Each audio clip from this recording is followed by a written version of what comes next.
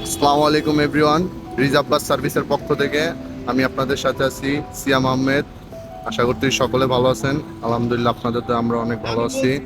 ইতিমধ্যে আপনারা দেখতে পারতেছেন যে আমরা আরেকটি রিজার্ভ নিয়ে চলে আসলাম। আমাদের আজকের গন্তব্য হচ্ছে সাভার 20 মাইল থেকে কক্সবাজারের উদ্দেশ্যে একটি গাড়ি চলে যাচ্ছে। দেখেন, আমার সাথে একটু শেয়ার করতেছি।